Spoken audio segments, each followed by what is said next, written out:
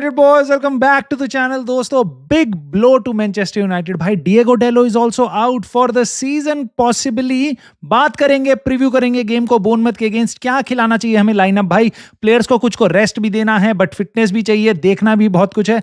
मैं आपको दिखाऊंगा अपना लाइनअप, प्रिडिक्ट करेंगे स्कोर, कुछ प्लेयर्स के बारे में रूबेन अमोरिम ने बोला है, including de Ligt, Amad Diallo, Diego Dalot, Ayden Heaven, सब कुछ डिस्कस करेंगे, including Rashford, Real Madrid. Yes, उनके बारे में भी बात करेंगे क्योंकि भाई बहुत तगड़ी कंट्रोवर्सी हुई है पिछले कुछ घंटों में. ये आपका जानना बहुत जरूरी है. क्या हुआ है भाई, उनके फाइनल से पहले एक मेजर रेफरी के साथ फ्यूड हुआ है रियल मैड्रिड क्लब का, उसको देखेंगे. और ऑफ कोर्स भाई हम ट्रांसफर्स पे बात करेंगे.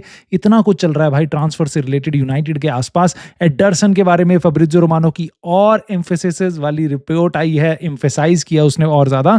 और साथ साथ क्या यूनाइटेड एक नए गोलकीपर को देख रही है स्पेन से, और स्पेन से एक और खबर आ रही है एंटनी से रिलेटेड. सब कुछ कवर कर लेंगे इस छोटी सी वीडियो में. सो आपको कुछ नहीं करना, आपको एंजॉय करना है इस वीडियो को, और ठीक लगे तो लाइक कर देना, सब्सक्राइब कर लेना, और कमेंट तो भाई जरूर करके बताना भाई. सो दोस्तों, सबसे पहले हम बात करते हैं इस गेम की. मुझे लगता है भाई प्रीमियर लीग के गेम बर्डन की तरह है कि देखने का मन भी करता है भाई, वरना वीकेंड पे मैं क्या करूं, बट लगता नहीं. इस यूनाइटेड टीम को रेस्ट दे दो भाई, बस यूरोपा पे फोकस करने दो.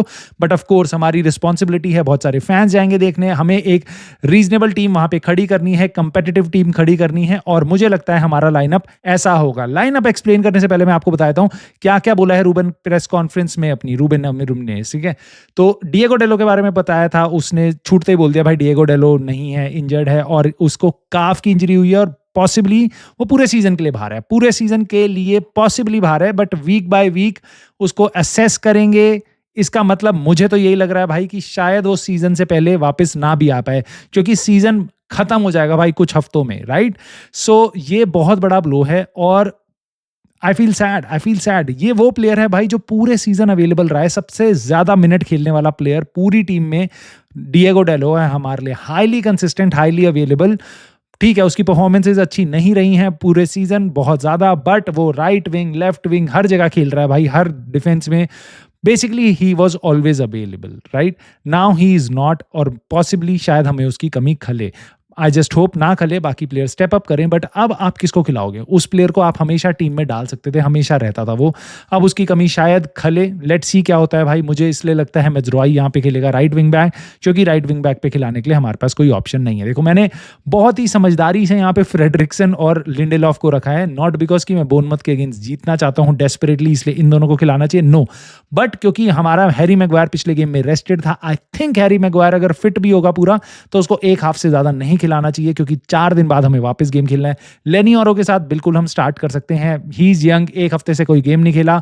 It would be like getting him match fit. So ध्यान रखना है हमें इस चीज का कि भाई प्लेयर्स को थकाना भी नहीं है, और कुछ प्लेयर्स को मैच फिटनेस के लिए रेडी भी रखना है कि भाई तुम शार्प रहो, क्योंकि 4 दिन में इतना बड़ा गेम है जो पूरा सीजन डिफाइन कर सकता है हमारे लिए. इसीलिए मैंने उगाटे और एरिक्सन को भी रखा है मिडफील्ड में, क्योंकि एरिक्सन को रिप्लेस करके आप सेकंड हाफ में उगाटे को भी रिप्लेस करके आप बेसिकली यहाँ पे कैजेमीरो को डाल सकते हो, ब्रूनो फर्नांडिस को पीछे ला सकते हो, कोबी मेनू को बीच में डाल सकते हो. बहुत कॉम्बिनेशंस आप कर सकते हो मिडफील्ड में, मैनेज कर सकते हो वर्कलोड, या तो एरिक्सन को पूरा गेम भी आप खिला सकते हो. आगे मैंने गर्नाचो को रेस्ट दिया भाई, क्योंकि गर्नाचो को कोई रेस्ट नहीं मिल रहा. सारे गेम खेल रहा है, सारे मिनट खेल रहा है, 90 मिनट, 4 दिन 3 दिन सारे गेम्स खेल रहा है. I think he needs to take a rest, although उसको एक हफ्ते का रेस्ट मिला है, बट व्हाई नॉट. कोबी मेनू से स्टार्ट कर सकते हैं, मेसन माउंट को भी पॉसिबली आप डाल सकते हो, बट मैंने ब्रूनो के साथ स्टार्ट किया है. और उसके बाद आप सेकेंड हाफ में गर्नाचो को ला सकते हो, उसको लिए थोड़ी शार्पनेस भी हो जाएगी. सिमिलरली आप होयलैंड को सेकंड हाफ में रिप्लेस करके चिडोबी मार्टिन को डाल सकते हो, डोरगू को रिप्लेस करके आप हैरी अमास को डाल सकते हो. बट कीपर आपका ओनाना ही होना चाहिए. ओनाना के साथ मैं इसलिए जा रहा हूं क्योंकि देखो कीपर को कोई रेस्ट की बहुत ज्यादा जरूरत नहीं है. हम एक हफ्ते बाद खेल रहे हैं, पिछले एक हफ्ते से हमने कोई गेम नहीं खेला. और मोटी बात है, वापस अगर ओनाना अब साइड में गया तो जितनी अटेंशन पहले क्रिएट हुई थी वापस उसके ऊपर क्रिएट होने लग जाएगी कि क्यों आंद्रे ओनाना को खिलाया नहीं जा रहा, उसके फ्यूचर के बारे में ज्यादा बात होगी. आई जस्ट वांट गोलकीपर वाली सिचुएशन ऐसी ना भाई, उसको बिल्कुल टच मत करो, उस पर बिल्कुल ध्यान मत दो. And the less we talk about it the better it is for Andre Onana. So no pressure on Andre Onana, उसको खेलने दो चुपचाप जैसा खेल रहा है, क्योंकि भाई बड़ा गेम आने वाला है नेक्स्ट, और बेनडीर पे हमें ज़्यादा ट्रस्ट नहीं है, ऐसा रूबेन अमोरिम ने पिछले कुछ गेम्स में दिखा दिया है। भाई डी-लिट के बारे में एक अच्छी न्यूज़ है, अमाड डियालो के बारे में एक अच्छी न्यूज़ है कि they are near return. So Amad Diallo next week से ट्रेनिंग करेगा फर्स्ट टीम के साथ, एंड आई एक्सपेक्ट डी-लिट भी वैसा ही होगा। ईडन हेवन के बारे में बताया he is not ready, but I think Eden haven ready नहीं है, हो सकता है वो नेक्स्ट वीक से वो भी ट्रेनिंग करे और वो भी वापस बहुत जल्दी आ सकता है टीम में। सो मैं होपफुल हूँ इन प्लेयर्स के साथ। रैशफोर्ड के बारे में एक क्वेश्चन पूछा गया जो बहुत इंटरेस्टिंग है, इसलिए मैं यहाँ पे आपसे शेयर कर रहा हूँ। प्रेस कॉन्फ्रेंस में पूछा कि रैशफोर्ड की क्या उम्मीद है, क्या वो वापस आएगा, कैसा कर रहा है वो लोन पे। So basically do you expect him back into your team. So उसमें उसने बताया कि भाई जितने भी प्लेयर्स लोन पे गए हैं वो अच्छा करेंगे, उतना हमारे लिए अच्छा है। और उसने बोला कि एंटनी और रैशफोर्ड लोन खत्म करके वापस आएंगे और क्लब डिसाइड करेगा उनका क्या करना है। एक इंटरेस्टिंग चीज है, ठीक है, ये तो हमको भी पता है, एंटनी और रैशफोर्ड आएंगे, क्लब डिसाइड करेगा, राइट। सांचो का उसने नाम नहीं लिया, ठीक है, ये मैं नोटिस कर रहा था। भाई लोन के प्लेयर्स की बात कर रहा है, सांचो की भी बात करना, बट सांचो को दूर दूर तक, मेरे को ऐसा लगा, मैंने तो कम से कम इसमें से ये रीड किया है कि सांचो दिमाग के कोने कोने तक नहीं है रूबेन अमोरिम के। So this is good to know. दोस्तों बोर्नमथ के बारे में भी बात कर लेते हैं, कैसा क्लब है, कैसा कर रहा है, जान लेते हैं इनके बारे में। 8th पोजीशन पे है, हमसे 11 पॉइंट आगे है, और बेसिकली ये 8th पोजीशन पे टंगा रहना चाहेगा। इनका कॉम्पिटिशन है बेसिकली फुलहम वगैरह जैसी टीम के साथ 8th पोजीशन के लिए, क्योंकि 8th पोजीशन कॉन्फ्रेंस लीग में जा सकती है। So they will fight, they are hungry, but पिछले कुछ गेम्स इनके अच्छे नहीं रहे हैं। पिछले 5 गेम्स में इन्होंने मेरे ख्याल से 5 ही पॉइंट उठाए हैं, और इनकी फॉर्म उतनी अच्छी नहीं है। पिछले 4 गेम जो इन्होंने अपने होम पे खेले हैं उसमें से 3 हारे हैं।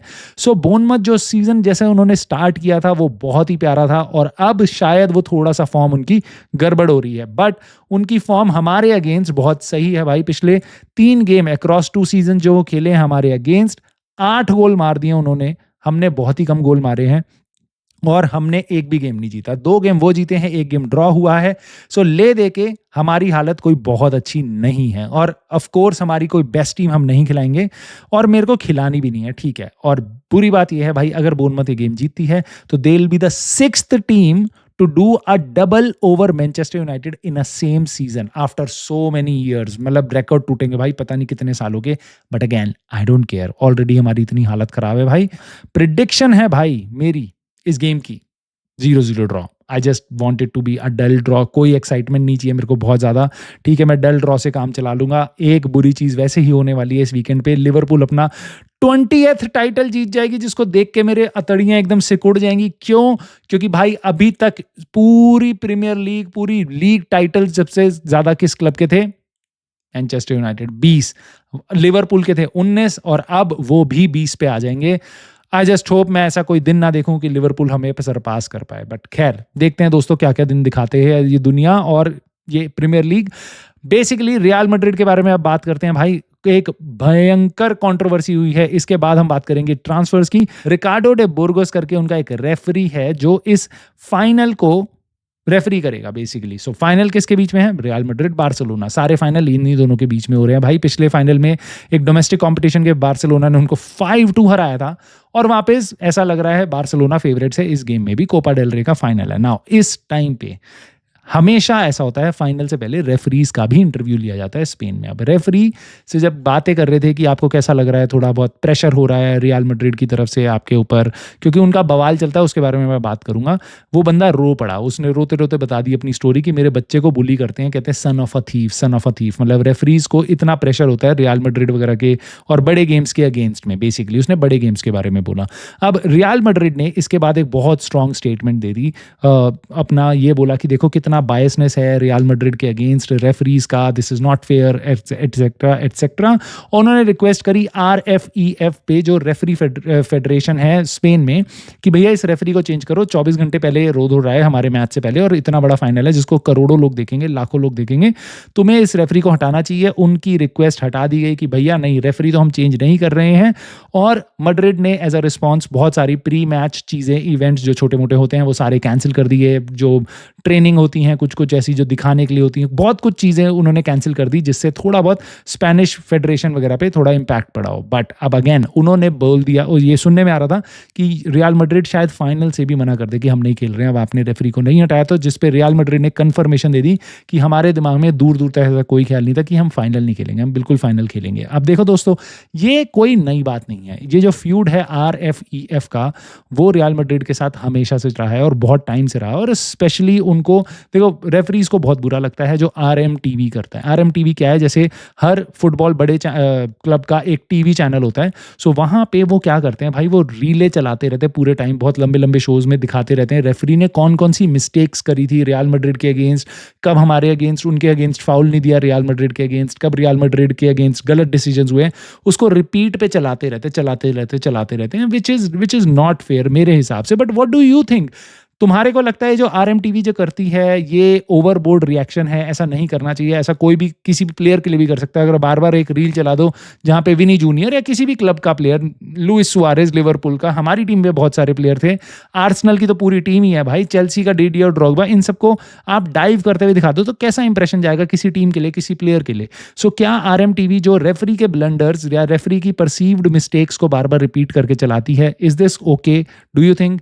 और do you think there is substance to doubt? देखो, क्योंकि रियल मैड्रिड की हिस्ट्री रही है, बार्सिलोना और रेफरी के बीच में ब्राइबरी का केस भी सामने आया था। सो क्या वो अपने आप को बस प्रोटेक्ट कर रहे हैं क्योंकि उनको दिखता है कि उनके अगेंस्ट काफी हेट्रेड है रेफरीज की? Let me know your thoughts on this topic दोस्तों। इसके बाद हम बात करते हैं ट्रांसफर्स की। भाई एडरसन से स्टार्ट करते हैं, क्योंकि भाई इस कम्युनिटी में मैंने देखा है कि जितने भी लोग हैं ना, किसी ने भी नेगेटिव नहीं बोला एडरसन के लिए। बाकी किसी भी प्लेयर के बारे में आप बात करो, डेलाप चाहिए, ऑजिमिन चाहिए, सेस्को चाहिए, कुछ भी चाहिए, बहुत से लोग कहेंगे हाँ चाहिए, कुछ लोग कहेंगे नहीं ये प्लेयर नहीं, उसकी जगह दूसरा देखो। सबके अपने ओपिनियन है, सबकी अपनी राय है, सबको ऐसा लगता है यूनाइटेड के लिए क्या बेस्ट हो सकता है। एडरसन के लिए इकलौता ऐसा प्लेयर मुझे दिख रहा है जिसके लिए सब कह रहे हैं भाई ये प्लेयर बहुत ही अमेजिंग हो सकता है यूनाइटेड के लिए। सब, किसी ने भी नेगेटिव नहीं बोला भाई। और फैब्रिज़ियो रोमानो ने कंफर्म करा है वापस अपनी वीडियो में, ये बोला है यूनाइटेड उसको आइडियल प्लेयर की तरह देखती है और यूनाइटेड के लिए वो काइंड ऑफ बहुत ही इंपॉर्टेंट साइनिंग हो सकती है। इंटरनली हमें लगता है, यूनाइटेड के पूरे स्टाफ को लगता है, यूनाइटेड की पूरी टीम को लगता है इंटरनली कि Anderson is the ideal player in centre mid. अब now Maybe we'll sign him, maybe we'll not. But at least इतना है कि सारा यूनानिमस सा डिसीजन लगता है कि Anderson is the very good target. अब इसके साथ एक प्रॉब्लम भी आती है भाई, एटलांटा ऐसी टीम है ना जिसके साथ आप नेगोशिएट नहीं कर सकते। और मैं इसके बारे में सोच रहा था कि भाई एटलांटा ने पहले तो रासमस होयलैंड के लिए हमारे इतने ड्रामे करे, और फैब्रिज़ियो रोमानो ने बताया वापस अपनी वीडियो में कि देखो रासमस होयलैंड के साथ भी तुम्हारे को बहुत परेशानी दी एटलांटा ने, तो उनके साथ नेगोशिएट करना ईजी नहीं है। सिमिलरली यूवेंटस 3 महीने तक कूप माइनर्स को साइन करने में लगी रही और उन्होंने उसको साइन नहीं करने दिया। लास्ट में उनको साइन करने दिया विंडो जब खत्म होने वाली थी, तो उनके साथ नेगोशिएट करना बहुत टेढ़ी खीर है। क्या इनियोस कर पाएगी? इनियोस का negotiation is way more better than जो पुरानी थी आपकी एडवर्ड वाली जो मैनेजमेंट थी उसके हिसाब से। सो लेट्स सी क्या हम ये कुछ क्रैक कर पाते हैं। बट इतना तो सर्टेन है भाई कि हम चैंपियंस लीग वगैरह फाइनल होने के बाद ही, कि क्या हम यूरोपा जीत रहे हैं नहीं जीत रहे हैं, कौन से प्लेयर जा रहे हैं, उसके बाद ही हम इस डील में जाएंगे। मैथ्यूज क्यून्या और लियाम डेलाप, ये ऐसी डील्स हैं जो हम उससे पहले भी कर सकते हैं, इर्रिस्पेक्टिव ऑफ कि हम अगले सीजन कहाँ होंगे। हम ये डिसीजन ले रहे हैं क्योंकि हमारे पे इतना पैसा जरूर है कि हम मैथ्यूज क्यून्या और लियाम डेलाप की डील कर पाएं। दोस्तों इसके साथ साथ गोलकीपर के बारे में रूमर्स आ रहे हैं स्पेन से कि हम साइन करेंगे स्पेनियोल का गोलकीपर जॉन गार्सिया। अब ये कोई बहुत क्रेडिबल डेविड ऑनस्टीन, फैब्रिज़ियो रोमानो जैसा सोर्स नहीं है, ये खबर आ रही है और मुझे ऐसा लगता है कि मे बी यूनाइटेड उसको देख रही है, मे बी नॉट। और मैंने इसके बारे में थोड़ा सा देखा भाई, ये 23 साल का प्लेयर है और जो बहुत ज़्यादा टाइम से अभी स्पेनियोल का कीपर नहीं है। इसने 40-50 गेम खेले हैं स्पेनियोल के लिए। ना क्या यूनाइटेड को ऐसे कीपर को देखना चाहिए और क्या यूनाइटेड ऐसे कीपर को देख रही है? आई डोंट थिंक सो, क्योंकि हमारे को ओनाना को अगर रिप्लेस करना है तो भाई हमें टॉप गोलकीपर चाहिए। तो may not be a keeper like this जिस पे एक्सपीरियंस कम है। हालांकि इसका रिलीज क्लॉज है 21 मिलियन पाउंड का, which is interesting. May be हम इसको एज अ सेकंड कीपर देख रहे हैं बेंडीर की जगह, और मे बी ये पूरी की पूरी इंफॉर्मेशन ही फॉल्स है, फेक है, और ये बस ट्रांसफर इंटरेस्ट जनरेट करने के लिए एक डील है कि भाई मेरे प्लेयर को या तो कॉन्ट्रैक्ट मिल जाए नया, उसका एजेंट ऐसी खबरें निकाल रहा है, या फिर और पोटेंशियल सूटर्स मिले कि देखो ये भाई यूनाइटेड इस प्लेयर से लिंक हो रही है, मतलब यूनाइटेड इस प्लेयर में कोई बात ज़रूर है और वो ज़्यादा इंटरेस्ट जनरेट करना चाह रहे हैं। आपको पता है ऐसा बहुत चलता है ट्रांसफर मार्केट में। सो आई एम नॉट श्योर ऐसा है, बट इतना श्योर हूँ मैं भाई कि एक हमारा कीपर या मैक्सिमम 2 भाई हमें कीपर तो लाने पड़ेंगे इस सीज़न। कीपर लाने पड़ेंगे, बिना कीपर के नहीं चलेगा काम। और दोस्तों स्पेन की हमने बात करी तो हम एंटनी के बारे में बात कर लेते हैं। बेटिस के तरफ से एक खबर आ रही है, again not a very reliable source but ये सुनने में आ रहा है कि Betis may approach United again for a loan for Antony, और मे बी हम वापस एंटनी को लोन पे ही भेजें और सेल ना कर पाएँ। इसका रीज़न क्या होगा? क्योंकि हमारे पे बहुत ज़्यादा अभी उसको बेचना एक ऑप्शन नहीं हो सकता, उसकी फीस बहुत ज़्यादा होगी, बेटिस में भी शायद उतना अफोर्ड ना कर पाए। बट कैसे चलेगी एंटनी की कहानी देखते हैं आने वाले दिनों में। सो आप अपना काम ज़रूर करना भाई, अपने कमेंट्स करके ज़रूर बताना मुझे कैसा लग रहा है आपको एडरसन के बारे में। United, do you want to see him? Bournemouth के बारे में स्कोर प्रेडिक्शन क्या है आपकी, वो बताना। और भाई रियल मैड्रिड वाली कंट्रोवर्सी पे आपका क्या टेक है, let me know in the comments. And please हमेशा की तरह अपना प्यार ज़रूर देना, लाइक और सब्सक्राइब के साथ। I will see you soon in the very next video.